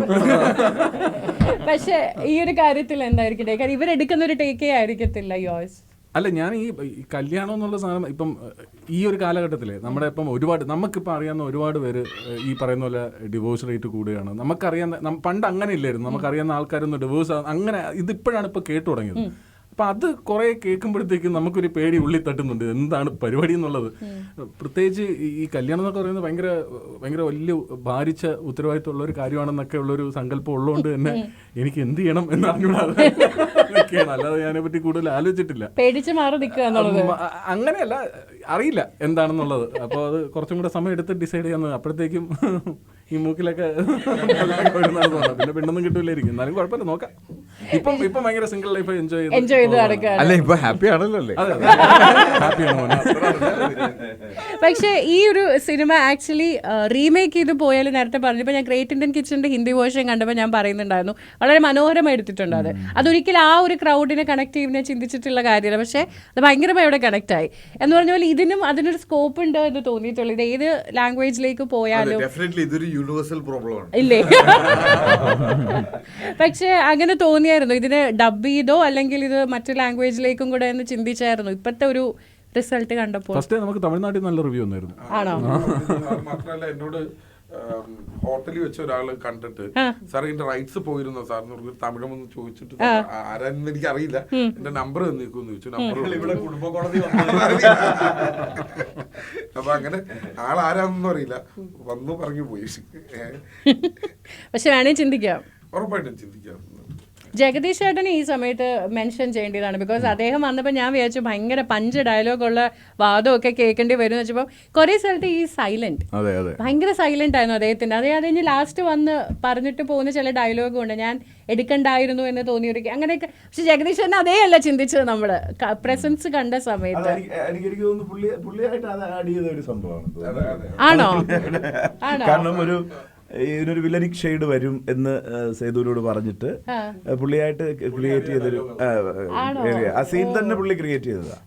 അപ്പം ഈ സോറി കേട്ടോ, ഞാൻ പുള്ളിയെ കുറിച്ച് കുറ്റം പറയുന്നൊന്നുമില്ല. പണ്ട് മുതലേ എനിക്ക് ജഗദീഷേട്ടൻ്റെ കൂടെ അഭിനയിക്കുമ്പോൾ ഉള്ളൊരു അറിയാമേ, ഭയങ്കരമായിട്ട് ഇൻവോൾവ് ആവും. ഇൻവോൾവ് ആയിട്ട് അതിനെക്കുറിച്ച് സെർച്ച് ചെയ്ത് പിന്നെ പുള്ളിയുടെ ഭാഗം സേഫ് ആക്കാൻ പുള്ളി മാക്സിമം ട്രൈ ചെയ്യും. അപ്പൊ ഞാൻ അവസാനം എനിക്കിത് ഈ തന്ത്രം പണ്ട് മുതലേ അറിയാം. അതുകൊണ്ട് ഞാൻ ആസിഫിനെ എസ്കേപ്പ് ചെയ്യാൻ വരുന്നൊരു ആ ഒരു ഷെയ്ഡാണല്ലോ എനിക്കുള്ളത്. അപ്പൊ ഞാൻ അവസാനം ഇത് കണ്ടിട്ട് സേതു റിക്വസ്റ്റ് ചെയ്തു, ഒരു ക്ലോസ് ഇടണേ, അതായത് ഹലോ മതി മതി എന്ന് പറഞ്ഞിട്ട്.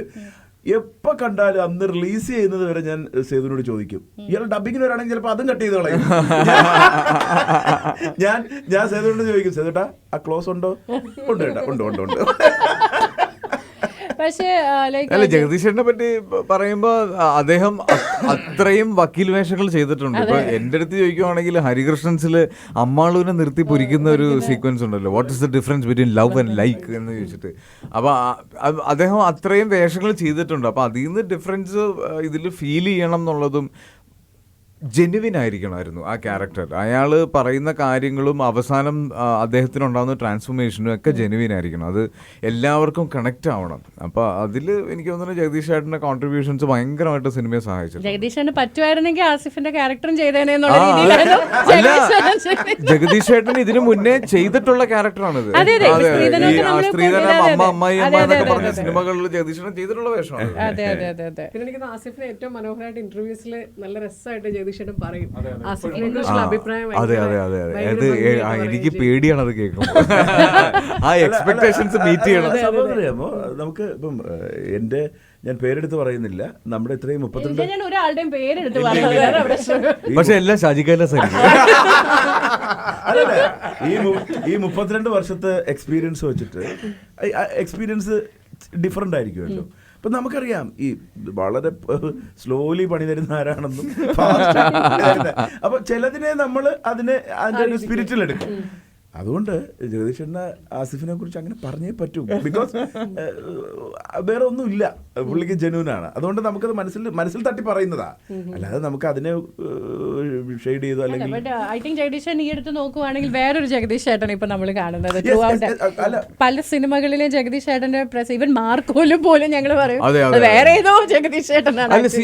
ഇപ്പൊ എനിക്ക് പേഴ്സണലി ഈ സിനിമയുടെ ഏറ്റവും വലിയ സന്തോഷം വിജയേട്ടന്റെ, നമ്മളെല്ലാവരും ചെറുപ്പം മുതലേ കാണുന്ന പല ആക്ടേഴ്സും അവരുടെ ഒരു 2.0 വേർഷനിലേക്ക് വരുന്ന ഒരു കാലഘട്ടം നടന്നുകൊണ്ടിരിക്കുകയാണ്. ഇപ്പൊ അതില് ജഗദീഷ് ചേട്ടൻ ചെയ്യുന്നതാണെങ്കിലും ഇദ്ദേഹം ചെയ്തതാണെങ്കിലും ഒക്കെ. ഇപ്പൊ ഈ സിനിമയെ പറ്റി അശോകേട്ടൻ കിഷ്കിണ്ഡകാന്ഡം ഷൂട്ട് ചെയ്യുന്ന സമയത്ത്, അതായത് അശോകേട്ടന്റെ സിനിമകൾ കണ്ടു, പിന്നെ അശോകേട്ടന്റെ അനുകരിക്കുന്നത് കണ്ടു, പിന്നെ ട്രോള് കണ്ടു. അത് കഴിഞ്ഞിട്ട് വീണ്ടും അദ്ദേഹത്തിനോട് അഭിനയിക്കുമ്പോൾ സമയത്ത് നമുക്ക് ഇതെല്ലാം അഴകേ എന്ന് പറഞ്ഞിട്ട് പല സമയത്തും ഞങ്ങളും കളിയാക്കാറുണ്ട്. പക്ഷേ ഈ ഭയങ്കര സന്തോഷമുള്ള കാര്യമാണ് ഇവരെല്ലാവരും ഈ കാലഘട്ടത്തിലെ സംവിധായകർ ഇവരെ ഉപയോഗിക്കുന്നു എന്നുള്ളത്, ഇവരുടെ എക്സ്പീരിയൻസ് ഉപയോഗിക്കുന്നു എന്നുള്ളത് സിനിമയ്ക്ക് കിട്ടുന്ന ഒരു വലിയ അഡ്വാൻറ്റേജ് ആണ്. അത് അടിപൊളിയാണ്.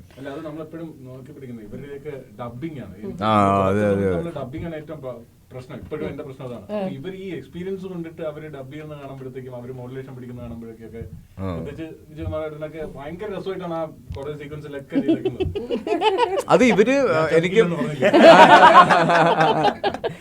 അതും ഇവര് ചെയ്തു ലെജൻഡറി ആയിട്ടുള്ള ഒരുപാട് സംവിധായകരുടെ കൂടെ ആക്ടേഴ്സിന്റെ കൂടെയും വർക്ക് ചെയ്തിട്ടുള്ള അവരാണ്. അപ്പൊ ഇപ്പോഴും ഇവര് വർക്ക് ചെയ്യുന്നത് ഡിസിപ്ലിൻ, അത് ഈ ജനറേഷനിലെ ആളുകൾ പഠിക്കേണ്ടതാണെന്ന് എനിക്ക് തോന്നുന്നു. ഞാൻ ഇപ്പൊ ചേട്ടൻ നേരത്തെ പറഞ്ഞില്ലേ, ചേട്ടൻ ലൊക്കേഷനിൽ ലേറ്റായി എത്തിയെന്ന് പറഞ്ഞില്ലേ, അത് ഇപ്പോഴും അദ്ദേഹത്തിന് അതിന്റെ വിഷമം ഉള്ളത് കൊണ്ടാണ് ആ പറയുന്നത്. അതൊരിക്കലും ഞാൻ ചോദിച്ചതിനെ പറ്റി അല്ല പറയുന്നത്. അത് അന്ന് ലേറ്റായി വന്നതിന് ഇപ്പോഴും അദ്ദേഹത്തിന് അതിനൊരു വിഷമമുണ്ട്, എവിടെയോ ഒരു വിഷമമുണ്ട്. ആ ഡിസിപ്ലിനാണ് ഞങ്ങളെല്ലാവരും കണ്ടുപിടിക്കുന്നത്. പിന്നെ കുഞ്ഞു കാര്യങ്ങൾ, ഇപ്പോൾ കണ്ടിന്യൂറ്റി കീപ്പ് ചെയ്യുന്നത്, ഓരോ ഷോട്ടിൻ്റെ കണ്ടിന്യൂറ്റി ഓർത്തിരിക്കുന്നത്, അങ്ങോട്ട് സംശയങ്ങൾ ചോദിക്കുന്നത്, സംവിധായകരോട് സംശയങ്ങൾ ചോദിക്കുന്നത്, ഇതൊക്കെ ഞങ്ങൾ ഇവരുടെ അടുത്ത് നിന്നാണ് കണ്ടുപഠിക്കുന്നത്. ശരിക്കും ഇപ്പോൾ ഈ ഒരു വർക്കിംഗ് പാറ്റേൺ ആക്ച്വലി ഇപ്പോൾ ഇതുപോലെ തന്നെ ഇവരൊക്കെ 2.0 വേർഷനിലെത്തി. നിങ്ങൾ ആക്ച്വലി ഇവരുടെ കൂടെ മത്സരിച്ച് അഭിനയിക്കുന്ന ഒരു സമയമൊക്കെ വരുന്ന ടൈമിൽ ആക്ച്വലി ആ ഒരു പ്രോസസ്സ് മലയാള സിനിമയിൽ മാത്രമേ കൂടുതൽ ഞാനിപ്പോൾ കാണുന്നുള്ളൂ. കാര്യം മറ്റ് ഇൻഡസ്ട്രിയിലൊക്കെ ഒന്ന് മാറിക്കഴിഞ്ഞാൽ ആ ആക്ടേഴ്സ് പിന്നെ കാരണം അധികം അവിടെ എവിടെയും വരുന്നില്ല, അവർക്കൊരു 2.0 ഒന്നും കിട്ടുന്നില്ല ആക്ച്വലി.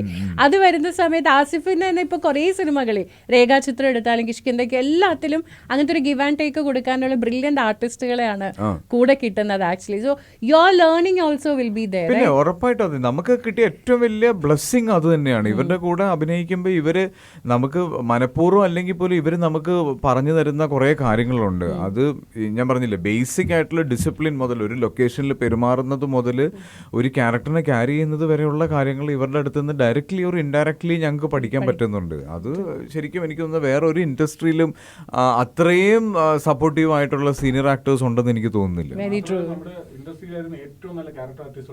അതെ അതെ അതെ നമ്മളിടയ്ക്ക് പറയാം അതൊക്കെ മിസ് ചെയ്യുന്ന ഒരു ടൈമും ഉണ്ടായിരുന്നു നമുക്ക് ഇപ്പോൾ സത്യം പറഞ്ഞു കഴിഞ്ഞാൽ അല്ലേ. ശരിക്കും ആസ് എ ഡയറക്ടർ ഒരു ഡ്രീം പ്രോജക്റ്റ് ആണ് താങ്കളുടെയും ആക്ച്വലി വരുമ്പം. അതിൽ ഇത്രയും ബ്രില്യൻ്റ് ആയ ആർട്ടിസ്റ്റുകളെ ഫോം, കാര്യം നേരത്തെ അശോകൻ ചേട്ടനാണെങ്കിൽ കുഞ്ഞ് സീന, അതിനവർ യെസ്സും പറയണം ആക്ച്വലി. അതൊരു ട്രിക്കിയാണ് ആക്ച്വലി ഇവരെയൊക്കെ കൊണ്ട് യെസ് പറയിപ്പിക്കുക എന്നുള്ളത്. ആ ഒരു ആ ടാസ്ക് എങ്ങനെ ഉണ്ടായിരുന്നു ആക്ച്വലി? അല്ല, ഞാൻ പറയല്ലോ, എനിക്ക് ഞാൻ പ്രൊഡ്യൂസറും ആയി കഴിഞ്ഞതിന് ശേഷം എനിക്ക് കുറച്ച് നിർബന്ധങ്ങളുണ്ടായിരുന്നു. അത് ഞാൻ ഈ ക്യാരക്ടേഴ്സ് ഇന്ന പോലെ ഒരാളെ കൊണ്ട് ചെയ്യിക്കുള്ളൂ. അത് ബാക്കി എന്റെ ഉത്തരവാദിത്തമാണ് അവരുടെ അടുത്ത് കഥ പറയുക, അവരെ കൺവിൻസ് ചെയ്യിക്കുക എന്ന് പറയുന്നത്. എനിക്കൊന്നും അതിന് ഒരു ക്യാരക്ടർ നടന്മാർ പലപ്പോഴും അവർക്ക് ത്രൂ ഔട്ട് വേഷം എന്നുള്ളതിനേക്കാളും അവർ ഒരു സീനാണേലും അവർ ശ്രദ്ധിക്കപ്പെടും, അവർക്ക് കയ്യടി കിട്ടും എന്ന് പറഞ്ഞാൽ അവർക്കതാണ് വേണ്ടത്. അത് നമ്മൾ തിരിച്ചറിയുന്നില്ല എന്നുള്ളതാണ് പലപ്പോഴും. അതായത് ഇതില് ഹരിശ്രീ അശോകൻ ചേട്ടൻ വരുമോ, അങ്ങനെ ഒരു പേടി വേണ്ട.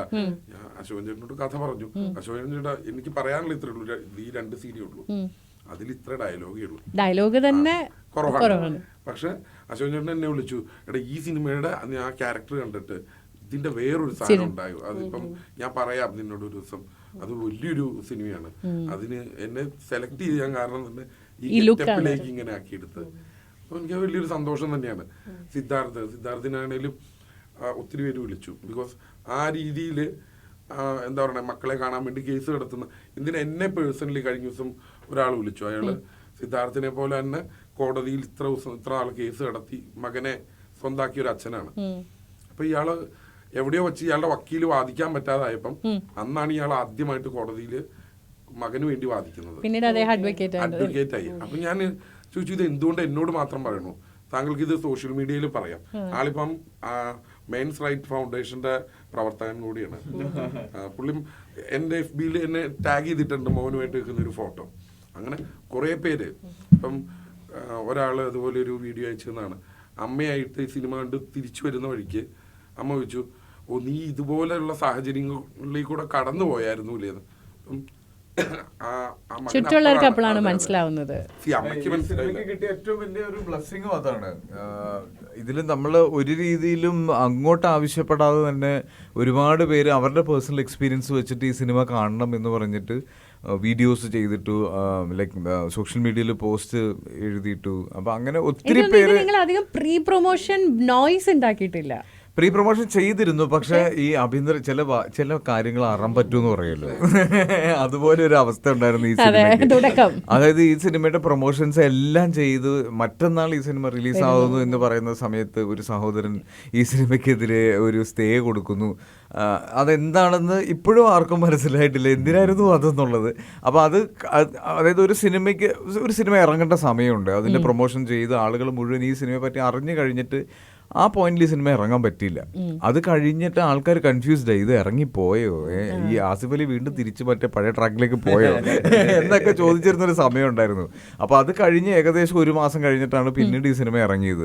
അപ്പോൾ അങ്ങനെ വന്നപ്പോൾ ഒരുപാട് കൺഫ്യൂഷൻസ് ഉണ്ടായിരുന്നു. പക്ഷേ ഇത് കണ്ടിറങ്ങിയ ആളുകളാണ് ഈ സിനിമയ്ക്ക് വേണ്ടി സംസാരിച്ചത്. അത് ഭയങ്കര ഓർഗാനിക് ആയിരുന്നു. അതിൻ്റെ അകത്ത് നമുക്ക് ഈ പറയുന്ന പോലെ ഒരു പബ്ലിസിറ്റി ഗിമിക്കോ അങ്ങനെ ഒന്നും ചെയ്യേണ്ട വന്നിട്ടില്ല. ആളുകൾ കണ്ടവരാണ് ഈ സിനിമയെ പറ്റി സംസാരിച്ചത്.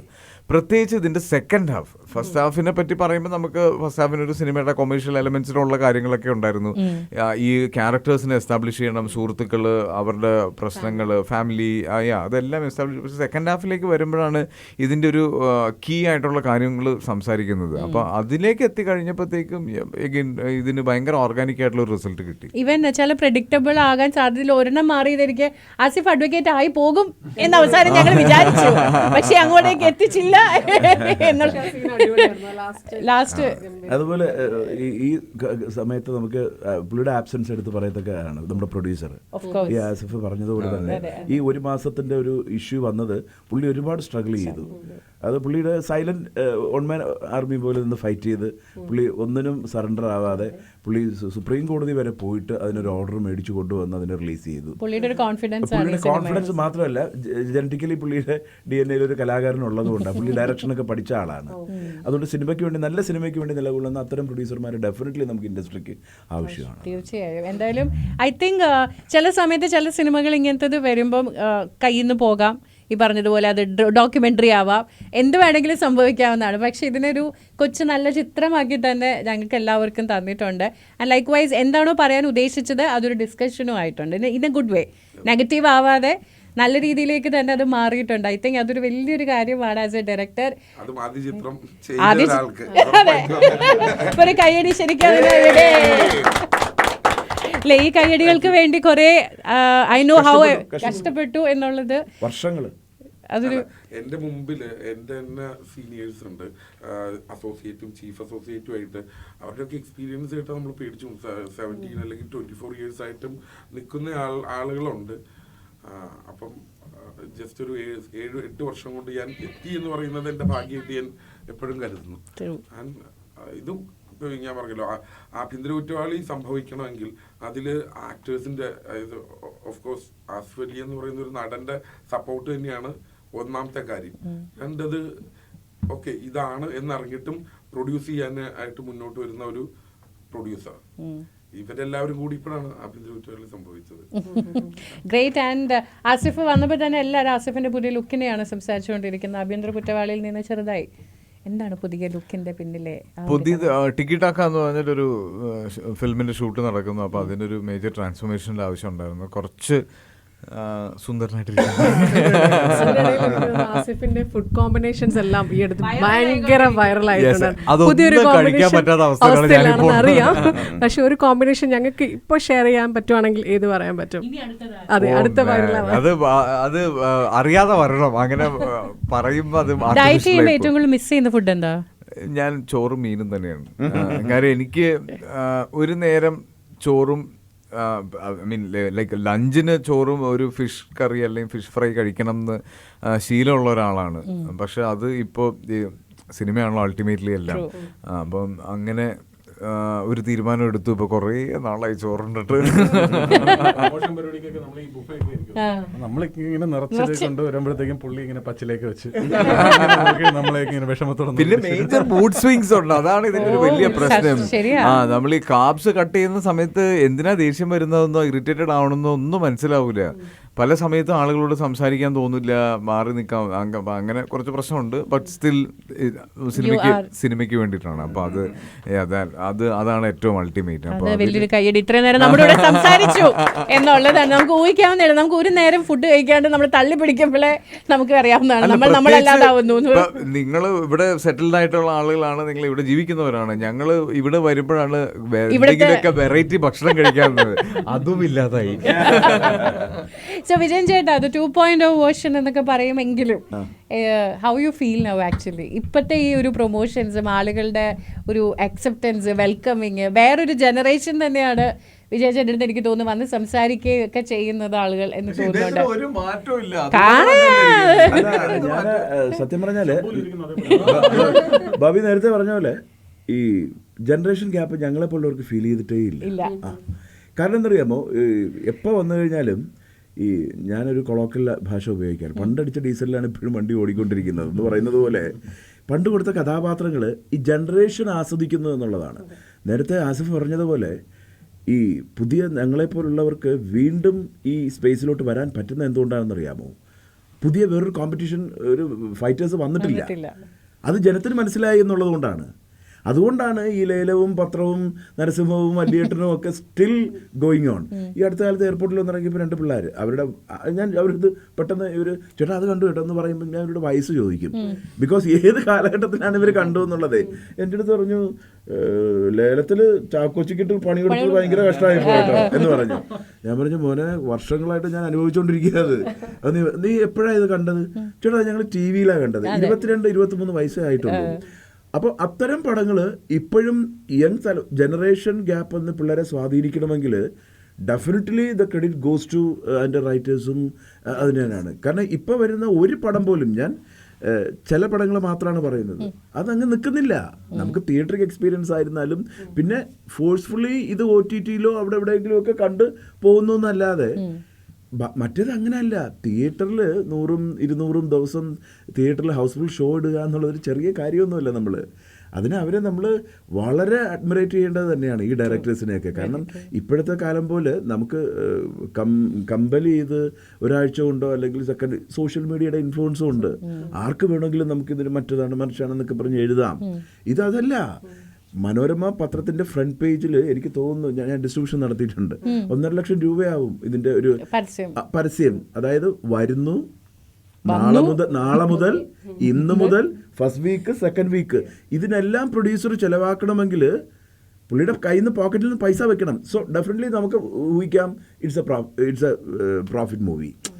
ഇതിപ്പോൾ അങ്ങനെയല്ലല്ലോ. സോഷ്യൽ മീഡിയയിൽ നമ്മൾ കൊടുക്കുന്ന ഒരു ഫീഡ്ബാക്ക് ആർക്ക് വേണമെങ്കിലും ചെയ്യാം. സോ അത്രയും കാലം അന്നൊക്കെ ചെയ്ത ലെജൻഡുകളെ നമ്മൾ ഒരിക്കലും അതിൻ്റെ ഫുൾ ക്രെഡിറ്റും അവർക്കാണ്. 100-200 ദിവസമൊക്കെ ഒരു തിയേറ്ററിൽ ഹൗസ്ഫുൾ ഷോ ഇടുക എന്ന് വെച്ചാൽ ചെറിയ കാര്യമല്ല അത്.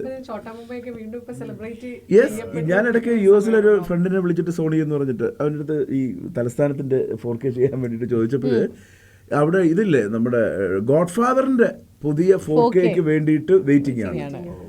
സോ അതെന്തുകൊണ്ടെന്നറിയാമോ, ആ ഒരു ഇത് പോയിട്ടില്ല അവരുടെ മനസ്സിൽ നിന്ന്. ഇപ്പം തന്നെ കമൽഹാസൻ സാറ് ഒരിതിൽ പറയുകയുണ്ടായി, ഞാനും മണിയുമായിട്ട് ഇത്രയും വർഷം ഞങ്ങൾ ചെയ്യാതിരുന്നതും ഇപ്പം എന്തുകൊണ്ട് ഞാൻ ഇത് തിരഞ്ഞെടുത്തു എന്നുള്ളത്. ഇത് നായകൻ്റെ ആ ഒരു ഫ്ലേവർ കിടക്കുന്നതുകൊണ്ടാണ്. അതിന് ജനറേഷൻ ഗ്യാപ്പില്ല. പുതിയ തലമുറയും പഴയ തലമുറയും ഇതിന് വേണ്ടിയിട്ടൊരു എക്സ്പെക്ടിങ്ങിലിരിക്കുകയാണ്. അപ്പോൾ ദ തിങ് ഈസ് പേഴ്സൺസ് മാറുന്നേ ഉള്ളൂ. തലസ്ഥാനം ചെയ്ത രവി കെ ചന്ദ്രൻ സാറാണ് ഇത് തഗ്ലീഫിന്റെ ആളുകൾ മാറി വരുന്നു. കണ്ടന്റ് അവിടെ നിൽക്കുകയാണ്. അതിലൊരു ജനറേഷൻ ഗ്യാപ്പില്ല. ഇപ്പൊ ജനറേഷൻ ഗ്യാപ്പില്ലാതെ ഇനിയും കുറെ കിടിലൻ ക്യാരക്ടേഴ്സ് ആണ് ഞങ്ങൾ എക്സ്പെക്ട് ചെയ്യുന്നത്. Thank you so much. വരട്ടെ, ചതിക്കുന്നതും ചതിക്കാത്തതും ചേട്ടൻ ഞങ്ങൾക്ക് തന്നിട്ടുണ്ട്. ഇപ്പൊ വേറെ ഒരു ആക്ടർ, ഒരു സീനിയർ ആക്ടറിനോടും എനിക്ക് ഇങ്ങനത്തെ കോമഡി അടിക്കാൻ പറ്റില്ല. ഞാൻ കഴിഞ്ഞ ദിവസങ്ങളിലൊക്കെ പല സ്റ്റേജിലും പ്രൊമോഷൻ ചെയ്യുമ്പോൾ ഞാൻ പറഞ്ഞു, ഈ സിനിമയുടെ വൺ ഓഫ് ദ റീസൺ ഇതിൽ ചേട്ടൻ ചതിക്കുന്നില്ല എന്നുള്ള ആ കോമഡി പറയാനുള്ള ഒരു ഫ്രീഡവും സ്പേസും ചേട്ടൻ എനിക്ക് തന്നിട്ടുണ്ട്. എനിക്കറിയില്ല എത്ര സീനിയർ ആക്ടേഴ്സ് അതിനുള്ള സ്പേസ് നമുക്ക് തരും. അത് ഞങ്ങൾ സത്യം പറഞ്ഞാൽ എൻജോയ് ചെയ്യാണ്. ഞാൻ ചോദിച്ചോട്ടെ, ഇപ്പൊ ലേലത്തില് സിദ്ദിഖൊക്കെ കൂടെ നിൽക്കുന്നു, മണിയമ്പിള്ള രാജേട്ടനും കൂടെ നിൽക്കുന്നു, ഞാനും കൂടെ ഉണ്ട്. ആ ഒരു ഒഴുക്കിലൂടെ ഇവരുടെ കൂടെ തന്നെ ഞാൻ അവസാനത്തെ ഫൈറ്റിലും ആളുകളെ തൂക്കിക്കൊണ്ട് ഓടുന്നതിലും വന്ന എൻ്റെ ക്യാരക്ടറിന്റെ ഒരു ട്രാൻസ്ഫോർമേഷൻ ജനത്തിന് ഫീൽ ചെയ്യില്ല. മറിച്ച് രഞ്ജേട്ടൻ ആയതുകൊണ്ടും he's A brilliance script writer ആയതുകൊണ്ടും നമ്മളോടുള്ള ഒരു ഇതും വെച്ചുകൊണ്ടാണ് അദ്ദേഹം അതിന് ഒരു ഡയമെൻഷൻ കൊടുത്തത്. ഞാൻ പറഞ്ഞില്ലേ, ഇപ്പൊ ഷോലെ കണ്ടിറങ്ങിയ ഹംജദ് ഖാനെ ചീത്ത വിളിച്ച ആളുകളുണ്ട്. ബോംബെ സ്റ്റേഷനിൽ ഇറക്കിയിട്ടില്ല അദ്ദേഹത്തെ.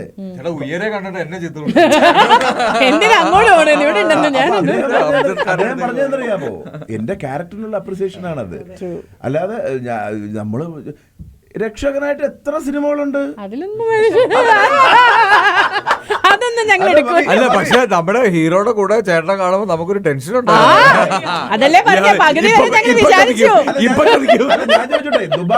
ദുബായ് സിനിമ എന്താ പറയാത്ത ആരും. 21 വർഷം മുമ്പ് മമ്മൂക്കയുടെ കൂടെ നിന്നിട്ട് ഇസ്മ ഷാഡോ എന്ന് പറഞ്ഞിട്ട് പുള്ളിയുടെ കൂടെ നിൽക്കുക. പക്ഷെ അതിൽ കാര്യമില്ല, അതല്ലേ പ്രശ്നം.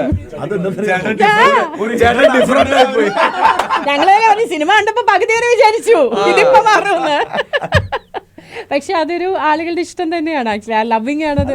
ആസ്വദിക്കുന്നു സത്യം പറഞ്ഞാൽ. അതിന് ഇത് റിയാലിറ്റിയും സിനിമയും തമ്മിൽ very true. And come on, ഇനി അടുത്ത കല്യാണം ഏതാ? ഇനി ആരാ കെട്ടിക്കുന്നത്? ആരെ കെട്ടിച്ച്? കുറച്ച് കല്യാണമൊന്നും ഇല്ലാത്ത സിനിമകൾ മാത്രമേ ഞാൻ അഭിനയിക്കുള്ളൂ. എന്താണ് അടുത്ത പ്ലാനുകൾ? എന്തെങ്കിലും ആണോ അത് എൻജോയിങ് ദ കറന്റ് ഇതാണോ? കരിയർ എങ്ങോട്ട് നമ്മളെ കൊണ്ടുപോകുന്നു അങ്ങോട്ട് പോകുന്നു. അടുത്ത ഇങ്ങനെ അങ്ങനെയൊന്നുമല്ല. ആനന്ദിന്റെ കാണാൻ പോകുന്നു. ഇനി കമ്പനി കാണാൻ പോകുന്നതേ ഉള്ളൂ. കാര്യം ഒരു പോയിന്റ് വരെ നമുക്ക് എപ്പോഴും നമുക്ക് കിട്ടുന്ന വേഷങ്ങൾ ചെയ്യുക എന്നുള്ളതാണ്. നമുക്ക് ചോയ്സസ് അല്ലെങ്കിൽ ചൂസ് ചെയ്യാനുള്ള ഓപ്ഷൻ കുറവായിരിക്കും. പക്ഷെ എനിക്ക് തോന്നുന്നത് പൊന്മാനോട് കൂടി ആനന്ദ് എന്ന് പറഞ്ഞൊരു ആക്ടറിന് എന്താണെന്ന് ആളുകൾ തിരിച്ചറിഞ്ഞു കഴിഞ്ഞു. അപ്പൊ ഇനി അങ്ങോട്ട് ആനന്ദിന്റെ ക്യാരക്ടർ റോൾസും ആനന്ദിന്റെ ഹീറോ വേഷങ്ങളും കാണാൻ പോകുന്നതേ ഉള്ളൂ മലയാളികൾ. ഞാൻ even I am looking forward to that. മലയാളികൾ കളി കാണാൻ പോകുന്നേ ഉള്ളൂ ഇനി. കാണാൻ പോകുന്നിരിക്കുന്നു. ഫ്രണ്ട് മെസ്സേജ് ചെയ്തിട്ടുണ്ട്. ജെറിൻ എന്നാണ് പേര്. പൈസ കൊടുക്കണ്ടോ? നിങ്ങൾ ഒരുമിച്ച് പഠിച്ചിട്ടുണ്ട്. ഒരു ഹായ് സേതുവിന് പറയണമെന്ന് പറഞ്ഞിട്ടാണ് ജെറിന്റെ ഒരു മെസ്സേജ്. കൂടെ പഠിച്ച ആളുകളൊക്കെ മെസ്സേജ് ഒക്കെ അയച്ചു തുടങ്ങി. സോ ഡയറക്ടർ സാറിന്റെ നെക്സ്റ്റ് പ്ലാൻ? അല്ല, മൂവീസ് ഉണ്ട്. 2 സ്ക്രിപ്റ്റ് കംപ്ലീറ്റ് ആയിട്ടുണ്ട്. ഡിസ്കഷൻ സ്റ്റാർട്ട് ചെയ്തിട്ടുണ്ട്. ഓക്കെ, അവിടെ വരെ. അഭിനയിക്കുന്നത് അതെ, ആരാ അഭിനയിക്കുന്നത്? ഇല്ല, അത് ഞാൻ ഉണ്ടാവും. എന്റെ തൊട്ടടുത്തിട്ടുണ്ട്. ഉണ്ടോ? ഉറപ്പിച്ചോ? അല്ല, ഞങ്ങള് എപ്പോഴും കഥയുടെ ഒരു ത്രെഡ് ഞാൻ സൂചിപ്പിച്ചിട്ടുണ്ട്. അറിയില്ല, ആകട്ടെ, നന്നാവട്ടെ, അടിപൊളിയാവട്ടെ. പക്ഷേ ഇപ്പം ഞങ്ങളിങ്ങനെ കുറേ ചോദ്യങ്ങളൊക്കെ ചോദിച്ചു. നാട്ടുകാർക്ക് ഇതിലും കൂടുതൽ ചോദ്യങ്ങൾ ചോദിക്കാനുണ്ട്. നിങ്ങളത് ഫേസ് ചെയ്യാനായിട്ട് പോകുന്നത് ഒരു 7 മണിയാകുമ്പോൾ അബു ഹബൂറിലെ സഫാരി മോളിലോട്ട് പോകുമ്പോൾ കാണാം. അതെ, ഞങ്ങളും വിളിക്കണോ അവിടെ? ബട്ട് ഇറ്റ്സ് ഓൾവേസ് നൈസ് സ്നേഹം ഡയറക്ട്ലി കാണുക എന്ന് പറയുന്നത് അല്ലേ. ഇപ്പൊ അത് കാണാൻ പോവാണ്. നമ്മൾ എപ്പോഴും പ്രവാസികളുടെ അടുത്തേക്ക് വരുമ്പോൾ ഇവര് നമ്മളെ ആക്ടേഴ്സ് എന്നുള്ളതിനേക്കാൾ കൂടുതൽ ഞങ്ങൾക്ക് പരിചയമുള്ള ഞങ്ങളുടെ നാട്ടിൽ നിന്ന് വന്ന ആരോ എന്നുള്ള. ഇപ്പൊ ഞാൻ സർക്കിട്ട് ഷൂട്ട് ചെയ്തത് ദുബൈയിലായിരുന്നു. ഒരു 30-35 ദിവസം ദുബായ് UAE ആണ് ഷൂട്ട് ചെയ്തത്. അപ്പോൾ ആ സമയത്ത് ഞാൻ എക്സ്പീരിയൻസ് ചെയ്ത ഒരു കാര്യം അതാണ്. വരുന്നവരെല്ലാവരും ഒരു ആക്ടറിനെ കാണുന്നത് ഒരു സെലിബ്രിറ്റി എന്നുള്ളതിനേക്കാൾ കൂടുതൽ ഞങ്ങളുടെ നാട്ടിൽ നിന്ന് വന്ന ഒരാളെന്നുള്ള സ്നേഹം, കാണാനും സംസാരിക്കാനും ഉള്ളൊരു ഇഷ്ടം, അതായിരുന്നു ശരിക്കും. അപ്പോൾ അതുകൊണ്ടാണ് നമ്മളെപ്പോഴും ഓടി ഈ പ്രൊമോഷൻസ് ചെയ്യാൻ വേണ്ടിയിട്ട് ഇങ്ങനെ പ്രവാസികളുടെ അടുത്തേക്ക് വരുന്നത്. അത് ഇപ്പോൾ ഇന്ന് രാത്രി കാണാൻ പോകുന്നവരെ പറ്റിയിട്ടും അവിടെ സംസാരിക്കുന്ന കാര്യങ്ങളെ പറ്റിയിട്ടും അവിടെ ഉണ്ടാക്കാൻ പോകുന്ന ബഹളങ്ങളെ പറ്റിയിട്ടും ഒക്കെ ഞാൻ എക്സൈറ്റഡ് ആണ്.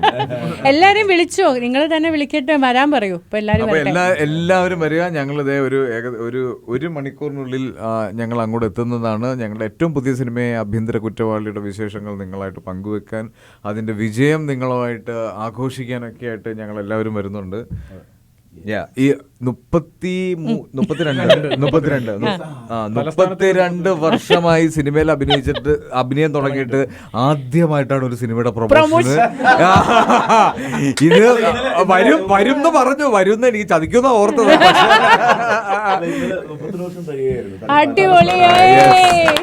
അപ്പൊ അത് ഞങ്ങളുടെ ഒരു വലിയ പ്രിവിലേജ് ആണത്.